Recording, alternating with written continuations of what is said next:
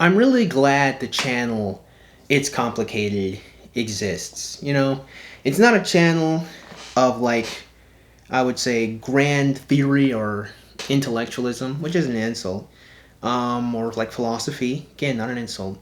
But it is a very authentic and interesting deep dive into the way men and women think of relationships and just kind of like how aware people, particularly in what I imagine to be Las Vegas, it's complicated. It isn't really like a national thing. It does seem the individual lives in Las Vegas. Kind of talks about just, it really shows us just kind of how switched on people are and how switched on people aren't. You know, it's interesting. You know, young men seem to kind of be a little bit ahead of the curve when it comes to women about how difficult having relationships are, managing them, entering them, and even being attractive to women. But ladies, not so much. Now, one interesting thing that I saw recently on one of their episodes was a thought I've been saying a lot of, a thought that has been a detail in a lot of videos I've made when I criticize the red pill lately, or the thoughts and frustrations I've kind of been having with it. And it was remarkable here because I've also mentioned this before, and I want to see how many people pay attention to what I'm saying and the continuity of my channel, because I think this is going to be a really interesting thought and kind of look into stories and like the wisdom that we have. Oh, I'm gonna make the atheist real mad with this one. So there's a question here. I won't spoil. Instead, I'll play and we're gonna discuss it in depth. I think men end up being harbored. Being what? Harbored, like they end up being taken advantage of. They just don't know it. That's very surprising because, I mean, let me ask you this, right? If most men just want sex, then why aren't most relationships friends with benefits? Ooh. Well, because I think the women, it's about when they want it, how they want it, and I think that they just ultimately say that's how it is. Okay. Well, do you think women are attracted to male dominance? Ooh. Absolutely. Well, if that's true, then aren't women exhibiting the ultimate dominance by requiring those terms? Yes. So then how is that possible when that's a catch-22? Like women they're attracted to male dominance, but they want a man to submit to their terms.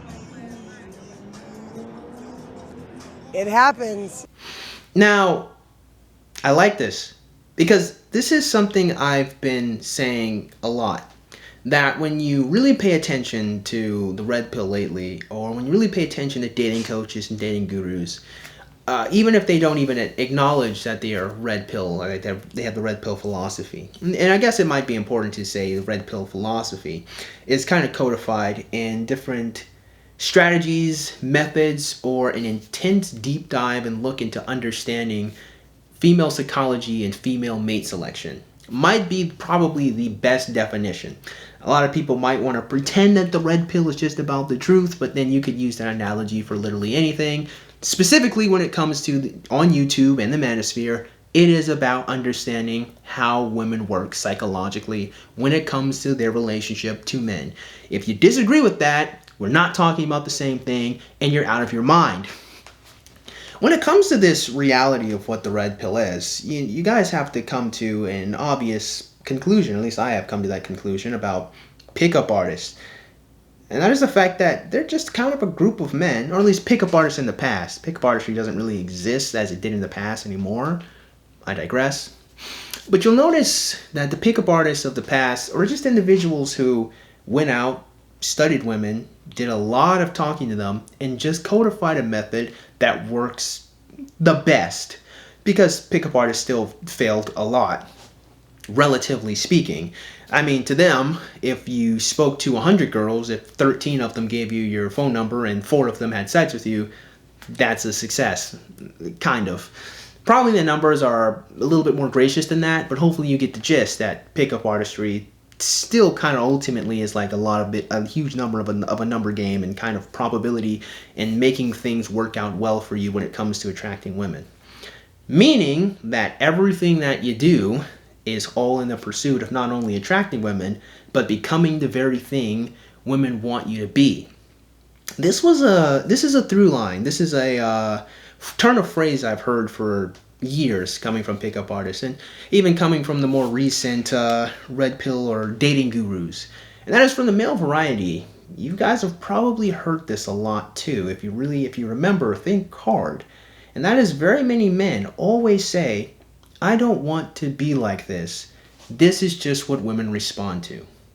Now, of course, initially I would always just say that, well, if that be the case, then how about you just not do it then? If you don't want to do it, then don't. But more importantly than that, what's the most important element, at least in today's video, is the fact that really the red pill is only really about teaching men how to be the most attractive to women, doing what women want, becoming the thing that women seek out, without any real deep dive and critical look into why. Not only why do women want this stuff, although there is that kind of critical look, but more, why are we giving them what they want? Because what they want is next to never really a good thing. To defend my conclusions, the high-value male fantasy is a fantasy. Most men who become incredibly wealthy, most men who are hyper-competitive, most men who strive to get into the upper echelon of society are oftentimes the worst people. Harvey Weinstein, Jeffrey Epstein, all of the lying politicians that make life harder for all of us, all of the athletes that like to cheat on their girlfriends, some of the other athletes that have anger problems and beat their girlfriends, some of the thugs and the pimps who manipulate. Let's just take a step back here and recognize the reality. And the reality is the type of characteristics that get men into that type of position are oftentimes not the characteristics that make for good friendships in general, let alone a type of relationship where you're supposed to like marry this woman and have a family and raise kids with them. Look at the way Elon Musk used to treat his ex-wife. I mean, literally, I'm not going to spoil it for you guys. Google the way this man used to treat his wife. And you guys are going to see that, again, the high-value males are not individuals who are tempered by character. For as much as individuals like Kevin Samuels may give us the lip service that high-value males are supposed to be tempered by morality, I do watch Kevin Samuels a little bit. I know he says it. The reality is, the focus is never actually on their morality. The focus is always on the characteristics that make them a high-value male. The statistics, the stats. It's the stat check. It's not what I always say, and look, I didn't come up with the phrase, I just love it a lot. It's never about, with great power, there must also come great responsibility. It's about becoming high value means you have access to women. But of course, linking your life to a woman is kind of meaningless if you don't actually value sex and sexuality to begin with. But I've talked about that numerous times, so we'll probably have to revisit that topic anyway. The point being is that becoming or the pursuit of the high value male is still just all about becoming what women want. Not really what you want as a male or a pursuit that you actually find worthy. Again, the individual males who do find that pursuit worthy are oftentimes not really good people. And by not really good people, I mean a lot of them are usually dishonest. A lot of them are very cutthroat, willing to destroy their relationships, are oftentimes very selfish, not very good people, and not traits that you could really have to forge good friendships, again, let alone marriages or relationships with the opposite sex. The point that I'm making here is that you guys have to understand not only is the pursuit of the high value male, which is again another topic I'll have to cover, is not one tempered by virtue and morality, but also again is usually still one motivated by getting women to like you. And without any higher purpose behind getting women to like you, you're ultimately just kind of wasting your time because women are kind of annoying. It's the type of women that you will attract are annoying, aggravating, shallow, prissy, and sometimes depressed and dealing with a lot of mental issues that you're probably not really going to be equipped to deal with. Which is why it's perfect for men who don't like them and don't care about them to get into these type of relationships and then use and abuse these women. But bringing us back down towards the major point that I want to get over in this video, I'm mostly trying to talk about the fact that for as much as we are told this nonsense about how women are attracted to male dominance, in reality, what a lot of women, or the ultimate fantasy of the woman, is actually controlling the master, is being the subtle manipulator of the most powerful individual. For all of our, I love using anime references, basically, women want to be Pokemon trainers, and you are a Rayquaza. or maybe Mewtwo, maybe Palkia, Dialga. I mean, what they want is they want to control the most powerful Pokemon or individual, but they themselves don't actually need to have that said power.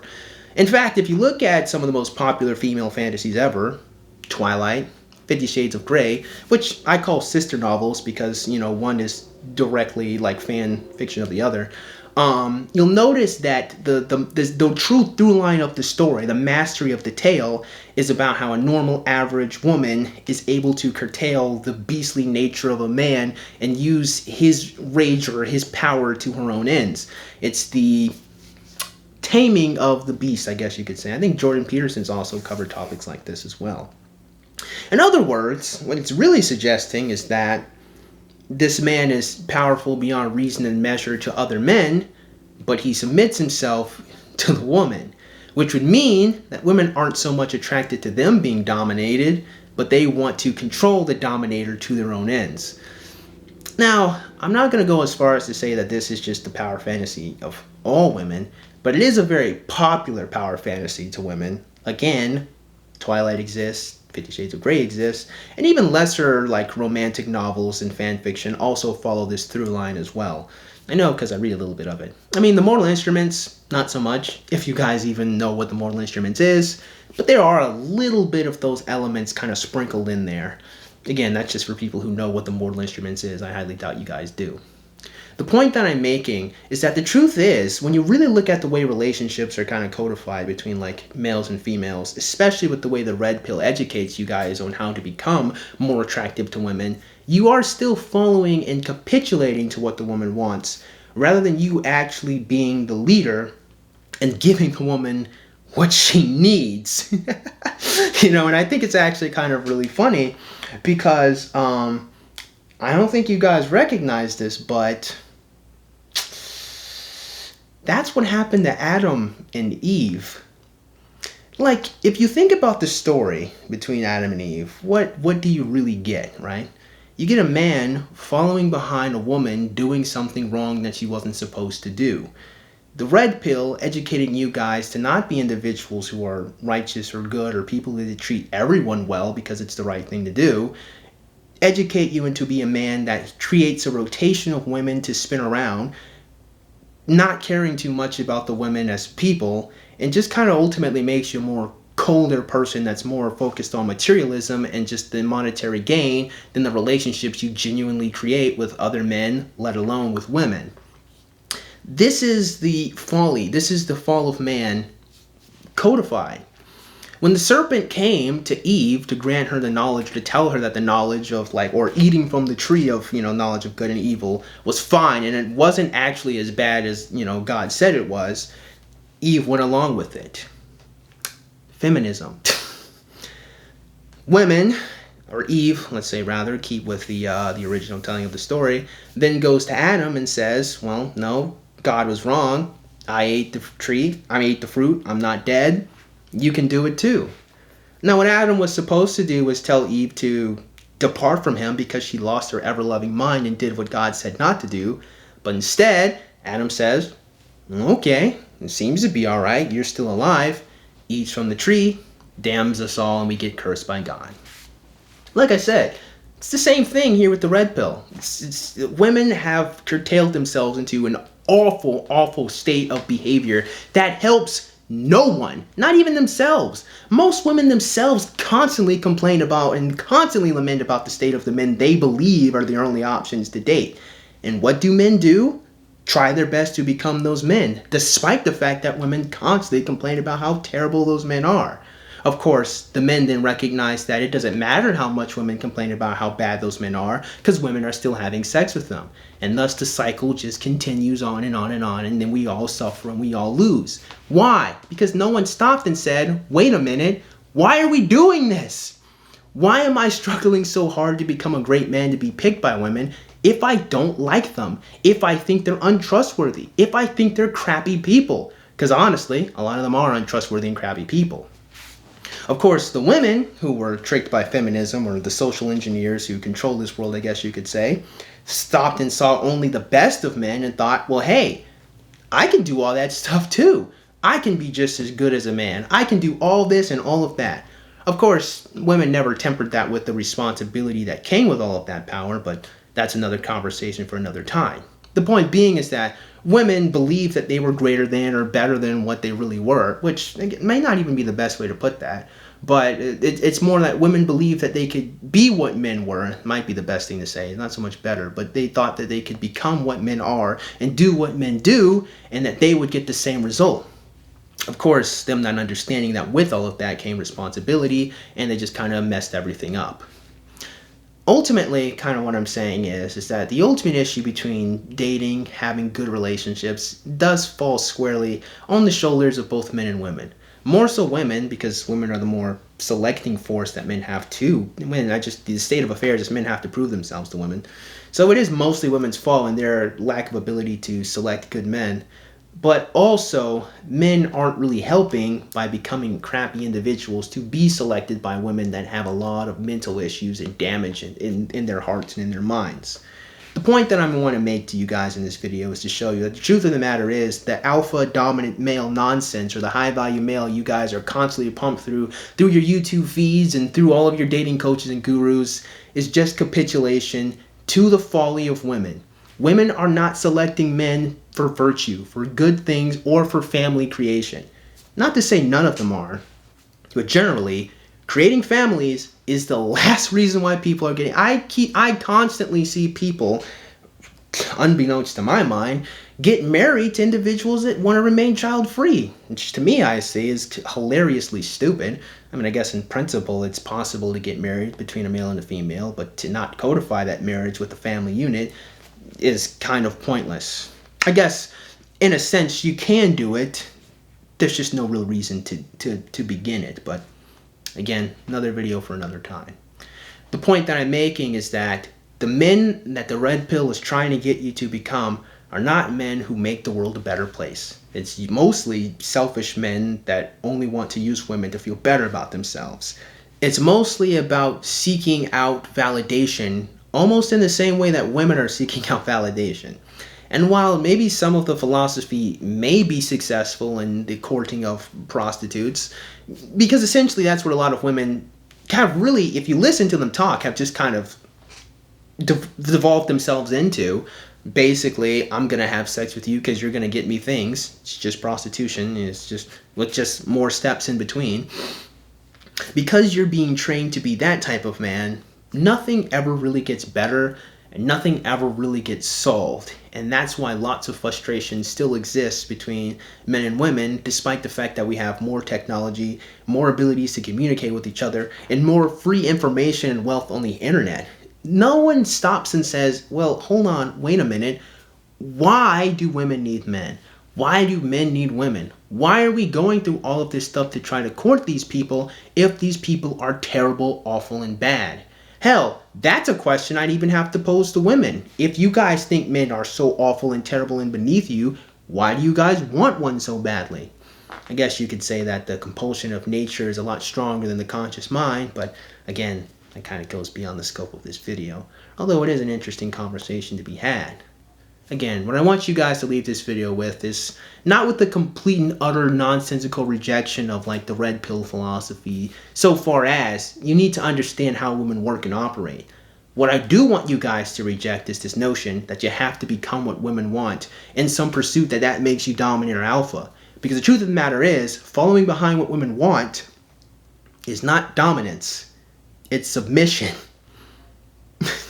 Which to me, I think is one of the greatest ironies of all. So that being said, I just hope you guys got something out of today's video, and if you did, man, go ahead and click the like button. Hey shoot, go ahead and click that subscribe button. Comment in the comments below, and as always, I certainly hope you guys have a great day. I'll see you cool cats soon. Adios.